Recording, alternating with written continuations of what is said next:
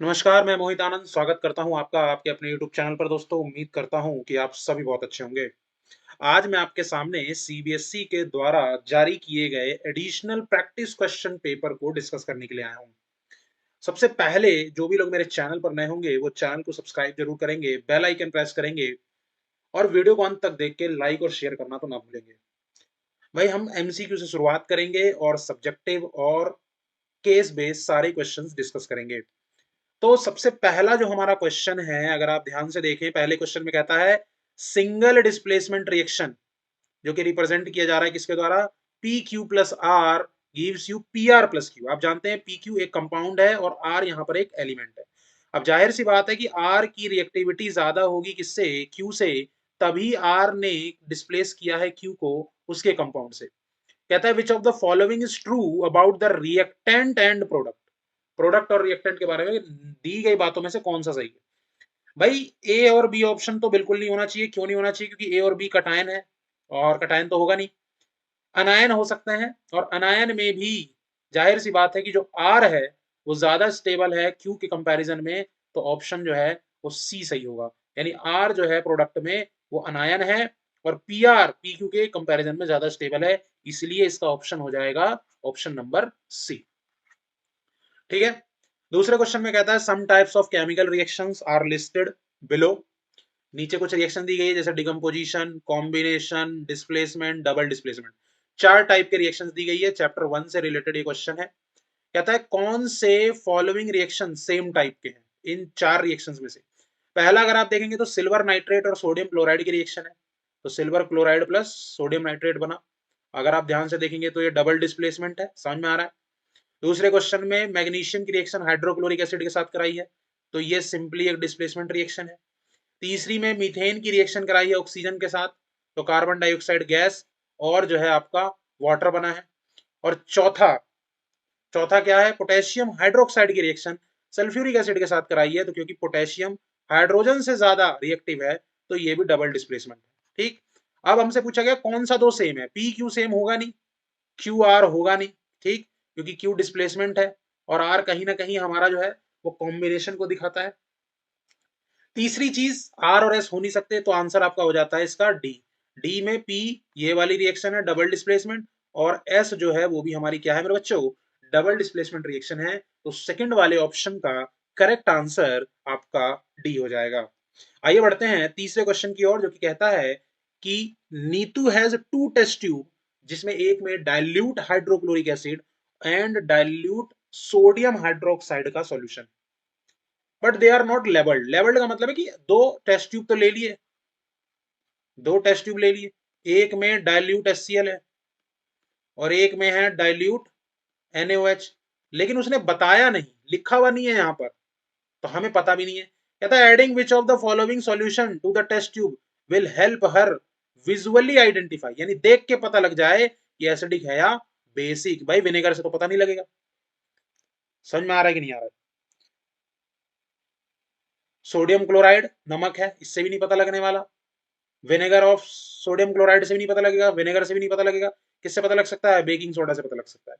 अब baking soda से कैसे पता लगेगा? क्योंकि dilute hydrochloric acid HCl plus NaHCO3 की जब हम रिएक्शन कराएंगे तो CO2 गैस रिलीज होगी, और जैसे ही मेरे बच्चों कार्बन डाइऑक्साइड गैस रिलीज होगी, आपको समझ जाना है कि जिस टेस्ट ट्यूब में कार्बन डाइऑक्साइड गैस रिलीज हो रही है वो टेस्ट ट्यूब क्या है? एसिडिक है। और इसमें रिलीज नहीं हो रही है वो टेस्ट ट्यूब क्या है? बेसिक है। उम्मीद करता हूं आपको ये चीज समझ में आई होगी।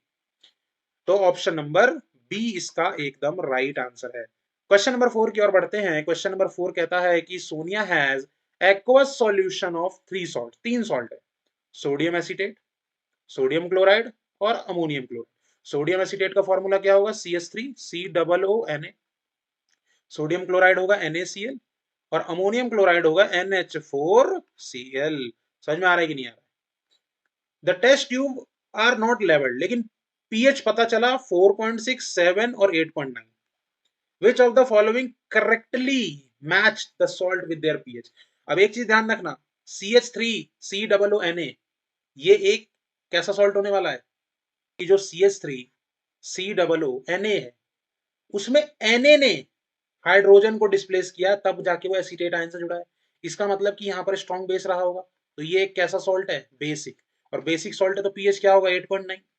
NaCl का 7.0 है, तो 7.0 में NaCl, 8.9 में सोडियम एसीटेट, तो जाहिर सी बात है अमोनियम क्लोराइड हाइड्रोक्लोरिक एसिड से मिलकर बना, जो कि एसिडिक। तो option number D is the right answer. कोई भी सॉल्ट एसिडिक है या बेसिक, ये पता लगाने के लिए हमें ये पता लगाना होगा कि वो जो सॉल्ट है वो स्ट्रॉन्ग एसिड और वीक बेस से मिलके बना है तो वो एसिडिक होगा। अगर वो स्ट्रॉन्ग बेस और वीक एसिड से मिलके बना है तो वो बेसिक होगा। और अगर वो स्ट्रॉन्ग एसिड, स्ट्रॉन्ग बेस या वीक एसिड, वीक बेस से मिलके बना है तो वो न्यूट्रल सॉल्ट होगा। भाई क्वेश्चन नंबर 5 की बात करते हैं। क्वेश्चन नंबर 5 में कहता है कि जो गैल्वेनाइजेशन है वो एक प्रोसेस है जिसमें आयरन के आर्टिकल्स पे जिंक की लेयर की कोटिंग की जाती है ताकि आयरन को रस्टिंग से बचाया जा सके। आयरन जो है वो प्रोटेक्ट हो जाता है क्योंकि जिंक जो है scratched and iron is exposed. ठीक है, जिंक ज्यादा रिएक्टिव है तो वो पहले रिएक्ट करेगा और आयरन को बचा लेगा। विच of the following is true about how zinc prevent the rusting of iron? तीन बातें दी गई हैं, तीन दी गई बातों में से कौन सी बातें सही हैं जो जिंक को आयरन को बचाने के लिए रस्टिंग से हेल्प करती हैं? भाई जो सबसे पहली बात है कि गैल्वेनाइज्ड आयरन आर्टिकल जो होता है वो डज नॉट अंडरगो ऑक्सीडेशन। ऐसा तो होगा नहीं, देखो ऑक्सीडेशन तो होगा, ऑक्सीजन के कांटेक्ट में, मॉइस्चर के कांटेक्ट में तो आएगा, क्योंकि जिंक जो है वो ज्यादा रिएक्टिव है और जिंक की लेयर है। तो जिंक कोटिंग जो है वो आयरन के कांटेक्ट से उसको प्रिवेंट कर लेगी। यानी अगर ये लेयर आयरन की है तो इसके ऊपर जो हमने जिंक की कोटिंग की है, जैसे मान लो ये पॉलिश्ड सरफेस में जिंक को रिप्रेजेंट कर रहा हूं, तो ये वाली लेयर आयरन वाली लेयर को ऑक्सीजन के कांटेक्ट में आने से बचा लेगी। तो क्यू बात तो बिल्कुल सही है। आर कहता है कि जिंक कोरोजन कर लेता है मोर इजिली देन आयरन, बिल्कुल करेगा क्योंकि जिंक की रिएक्टिविटी ज्यादा है किससे? आयरन से। तो क्यू और आर सही है और क्यू और सही है, तो इसलिए ऑप्शन नंबर क्या होगा इसका? हमारा डी हो जाएगा। बिना सोचे समझे आप डी आंसर कर सकते हैं। ऑब्वियस सी बात है, सोचना समझना तो पड़ेगा। क्वेश्चन नंबर अगर 6 को कहता हूं तो during purification of a metal by electrolysis, अगर आप इलेक्ट्रोलाइसिस कर रहे हैं और प्यूरिफिकेशन कर रहे हैं यानी इलेक्ट्रोलाइटिक रिफाइनिंग की बात कर रहे हैं, तो नेगेटिव इलेक्ट्रोड पर क्या होगा? बताइए, नेगेटिव इलेक्ट्रोड पे क्या होगा? ऑप्शन दिए गए हैं कि मेटल जो आयंस है वो लूज करेंगे इलेक्ट्रॉन ताकि न्यूट्रल एटम बन सके। नेगेटिव इलेक्ट्रोड की बात की जा रही है। नेगेटिव इलेक्ट्रोड का मतलब कौन सा हो गया? कैथोड। कैथोड पर क्या हो रहा होगा? Neutral metal atom electron gain कर रहा होगा आयन बनने के लिए, neutral metal atom electron lose कर रहा होगा, या मेटल आयन गेन कर रहे होंगे इलेक्ट्रॉन ताकि वो न्यूट्रल एटम बन सके। भाई कैथोड है, कैथोड पे कौन जाते हैं? कटायंस जाते हैं, और कटायन क्या करेंगे? समझ में आ रहा है कि नहीं आ रहा है? बोलिए।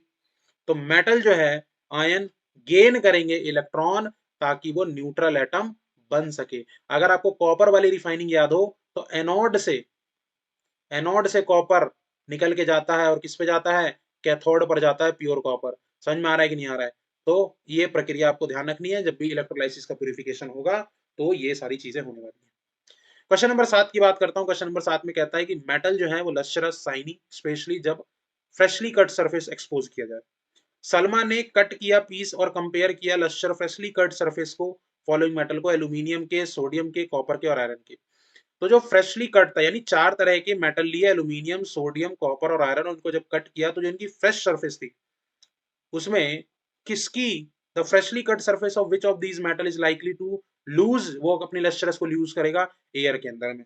तो बताइए इसका आंसर क्या होगा? अब आप जानते हैं कि रिएक्टिविटी के बेस पे सबसे पहले तो हमारे भैया जी सोडियम आएंगे, फिर एल्यूमिनियम आएंगे, फिर आयरन आएंगे और फिर आएगा कॉपर। कॉपर सबसे लास्ट में अपनी लस्टरसनेस खोएगा। सबसे पहले कौन खोजेगा? Sodium is the right answer. और सोडियम ऑक्सीजन के साथ रिएक्ट करके क्या बनाता है मेरे बच्चों? सोडियम ऑक्साइड बनाता है। सोडियम ऑक्साइड का नेचर क्या है? Basic nature. और ये जब वाटर के साथ रिएक्ट करेगा तो वाटर सोल्यूबल बेस बनाएगा जिसको हम एल्कलीन कहते हैं। तो ये सारी चीजें भी जानने में कहीं से कहीं तक कोई आपको दुविधा नहीं होनी चाहिए। समझ में आ रहा है कि नहीं आ रहा है? अगर वीडियो पसंद आ रही है तो वीडियो को लाइक करना तो बिल्कुल ना भूलें। 8वें क्वेश्चन में कहा गया कि कौन सा स्टेटमेंट ट्रू है about the Uptake of water in plant. Plant में जो पानी ऊपर की तरफ जाता है, हम जानते हैं प्लांट में पानी और मिनरल्स को ले जाने का काम कौन कर रहे हैं? जाइलम कर रहे हैं। और यूनिडायरेक्शनल मूवमेंट है, रूट से ऊपर की तरफ जाता है। तो किसकी वजह से जा रहा है? ए कहता है कि it occurs all the time due to diffusion. ऐसा कहना तो सही नहीं होगा। Water enters the root due to osmosis. At night जब ट्रांसपिरेशन लो है तो root do not take up water, ये तो बिल्कुल गलत है, क्योंकि नाइट के समय में, रात के समय में रूट के प्रेशर की वजह से ही पानी ऊपर जाता है, क्योंकि ट्रांसपिरेशन का रेट लो हो जाता है। फिर कहता है कि movement of water from roots to leaves is bidirectional, ये तो गलत है क्योंकि यूनिडायरेक्शनल है, अभी मैंने बताया। कई बार एमसीक्यू क्वेश्चन में एलिमिनेशन की टेक्निक बहुत काम करती है। अब ए और बी में जो बच्चा फंसेगा उसको ये ध्यान रखना है कि हमेशा डिफ्यूजन की वजह से ऐसा हो, इस बात की तो कोई आवश्यकता नहीं है। तो ऑप्शन जो हो जाता है वो सिर्फ बी बचता है कि ऑस्मोसिस होता है, डिफ्यूजन नहीं होता, क्योंकि वाटर, अगर आपको 9th क्लास का सेल चैप्टर याद हो तो वाटर का मूवमेंट ऑस्मोसिस के थ्रू होगा और गैस का मूवमेंट डिफ्यूजन के थ्रू होगा, तो ए ऑप्शन भी नहीं है। इसलिए आपका 8th वाले क्वेश्चन का राइट आंसर बी होगा। उम्मीद करता हूं समझ में आया होगा। आगे बढ़ते हैं 9वें क्वेश्चन की ओर, और 9वें क्वेश्चन कहता है कि ऑक्सीजन का जो हमारा saturation level, refer to extent haemoglobin is bound to oxygen as altitude increase, atmospheric pressure जो है वो घटता चला जाता है। तो ऑक्सीजन के सेचुरेशन लेवल को जैसे जैसे एल्टीट्यूड बढ़ेगा वो कैसे रिप्रेजेंट करेगा। जाहिर सी बात है कि ये वाली जो एक्सिस है, इसका मतलब है इधर जा रहे हैं तो एल्टीट्यूड बढ़ रहा है, और ये वाली एक्सिस बताती है कि ऑक्सीजन का जो सेचुरेशन लेवल है बढ़ रहा है। लेकिन अब कौन सा सही है भाई? देखो, ऑक्सीजन का सेचुरेशन लेवल हेमोग्लोबिन के एक्सटेंट को दर्शाता है। जैसे जैसे एल्टीट्यूड बढ़ेगा एटमॉस्फेरिक प्रेशर घटेगा, तो एटमॉस्फेरिक प्रेशर घटेगा तो ऑक्सीजन का सेचुरेशन लेवल भी क्या होगा मेरे बच्चों? घटेगा। तो इसका राइट आंसर क्या हो जाएगा? क्यू वाला जो ऑप्शन है वो इसमें बिल्कुल ही सही। समझ में आ रहा है? यानी बी इज द आपका राइट आंसर। उसके बाद 10वें क्वेश्चन को देखें तो 10वां क्वेश्चन क्या कहता है कि which of the following method are useful to prevent fertilisation even when ovulation occur. अब बताओ। तो एक चीज तो आप जानते हैं कि अगर ओव्यूलेशन हो रहा है, ओव्यूलेशन का मतलब क्या होता है? ओव्यूलेशन का मतलब होता है ओवम का रिलीज होना। और अगर ओवम रिलीज हो रहा है और फिर आप अगर फर्टिलाइजेशन से बचना चाहते हैं तो आप एक ही चीज का इस्तेमाल कर सकते हैं, और वो है हमारा बैरियर मेथड। क्या है? Barrier method. और बैरियर मेथड में सबसे बेस्ट एग्जांपल है आपका यूज ऑफ कॉन्डम। तो S will be the right answer. लेकिन क्या कुछ और भी हो सकता है? आप चाहते तो हैं कि ओव्यूलेशन हो, तो एक तो सर्जिकल ब्लॉकिंग भी हो सकता है फेलोपियन ट्यूब का, नहीं मानते? और एक कॉपर टी का इस्तेमाल। ओरल पिल्स का इस्तेमाल नहीं कर सकते क्योंकि ओरल पिल्स क्या करता है? ओव्यूलेशन से प्रिवेंट करता है। तो कॉन्डम सबसे बेस्ट मेथड है, कॉपुलेशन ही नहीं होने देगा। कॉपुलेशन समझते हैं ना, transfer of male sperm to the female vagina, उसको क्या कॉपुलेशन बोलते हैं। तो इस ये तो बेस्ट है ही, लेकिन कॉपर टी भी बचा सकता है आपको। आईयूसीडी बोलते हैं, इंट्रा यूट्रिन कॉन्ट्रासेप्टिव डिवाइस। और सर्जिकल ब्लॉकिंग तो है ही फेलोपियन ट्यूब का, जिसको हम क्या बोलेंगे? वैसेक्टॉमी और ट्यूबेक्टॉमी। कमेंट करके बताइए कि वैसेक्टॉमी मेल में होगा या ट्यूबेक्टॉमी मेल में होगा, और फीमेल में कौन से होगा। ये मैंने आपके लिए छोड़ दिया, आपको कमेंट करके बताना पड़ेगा। आइए देखते हैं आगे के कुछ एमसीक्यूज। भाई क्वेश्चन नंबर 11 की अगर मैं बात करता हूं तो क्वेश्चन नंबर 11 में कहता है कि कैटल में having horns in is a recessive trait. सींग होना रिसेसिव ट्रेट है, और इसको स्मॉल एच से डिनोट कर रहे हैं। और सींग ना होना कैपिटल एच से डिनोट किया जा रहा है, तो जाहिर सी बात है डोमिनेंट ट्रेट होगा। जब कैटल विद हॉर्न्स को क्रॉस कराया गया, cattle do not have horns, तो जो नंबर ऑफ ऑफस्प्रिंग हाई वो हॉर्न्स वाले इक्वल थे जिनमें हॉर्न्स नहीं थे। तो कौन सा ट्रू हो सकता है? यानी 50-50% प्रोबेबिलिटी हुई है।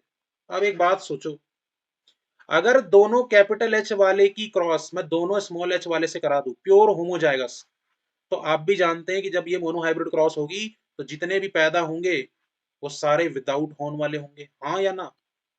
इतना तो आप समझ चुके हो। लेकिन उसने कहा है कि हॉर्न्स वालों की संख्या इक्वल थी जिन पे हॉर्न्स नहीं है। इसका मतलब ये तो पॉसिबल कॉम्बिनेशन हो नहीं सकता, तो इसके अलावा दूसरा कॉम्बिनेशन क्या होगा? ये हो सकता है। अब इन दोनों कॉम्बिनेशन में बनने के चांसेस क्या है? ध्यान से देखिएगा।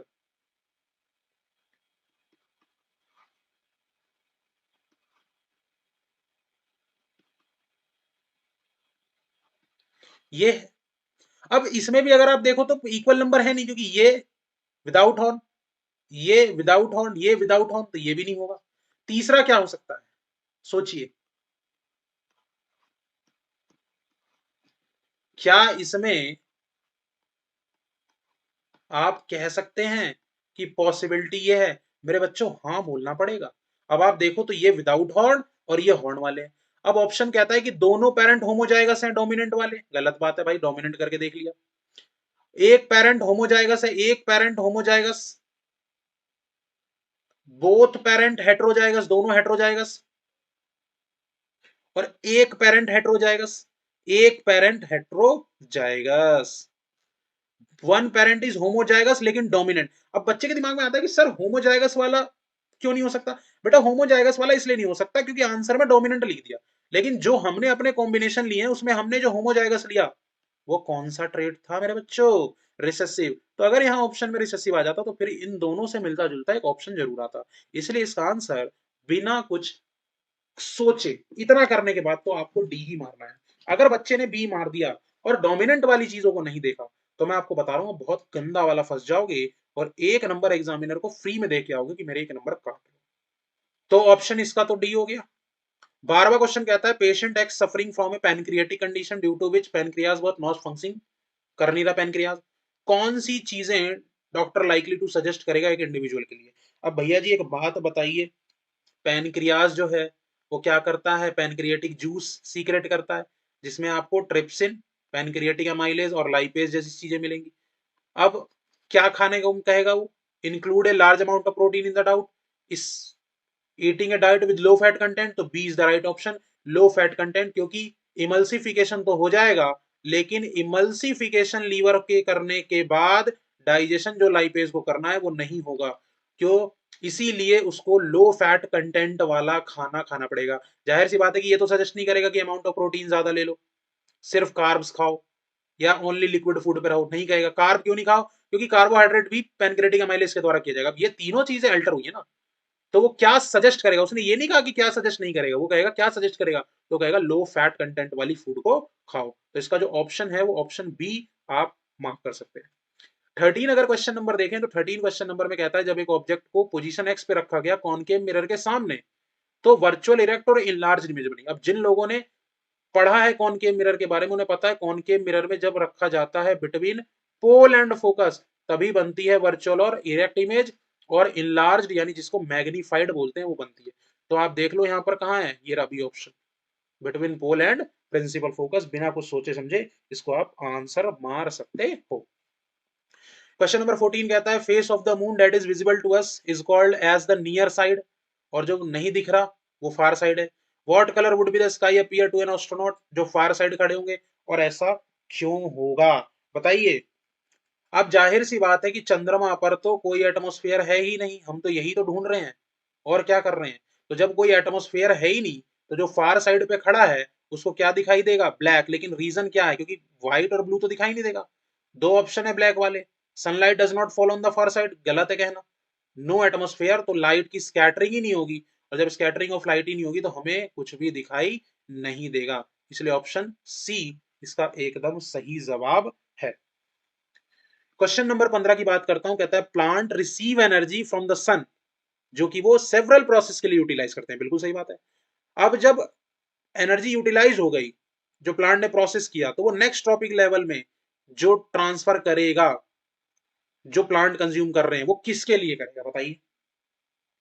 एक चीज ध्यान रखना, रेस्पिरेशन के लिए नहीं करेगा, ट्रांसपोर्ट ऑफ सब्सटेंस के लिए नहीं करेगा, ऑल के लिए तो बिल्कुल नहीं करेगा, वो ग्रोथ के लिए करेगा। मैं आपको दोबारा बता दूं, क्वेश्चन कहता है जो एनर्जी यूटिलाइज की गई है किस लिए यूटिलाइज की जाएगी? जो प्लांट दूसरे ट्रॉपिक लेवल को देगा। तो भैया जो हर्बीवोर प्लांट को खाएंगे वो अपनी ग्रोथ के लिए ही तो उसका इस्तेमाल कर रहे हैं। वो तो रेस्पिरेशन के दौरान जब एनर्जी बनेगी तो वो उसको अलग अलग चीजों के लिए करेंगे। समझ में आ रहा है? तो इसका A is the right answer होगा। क्वेश्चन नंबर 16 कहता है action of which among the following is crucial to the formation of ozone, ozone को बनाने के लिए किसका एक्शन सबसे इंपॉर्टेंट है?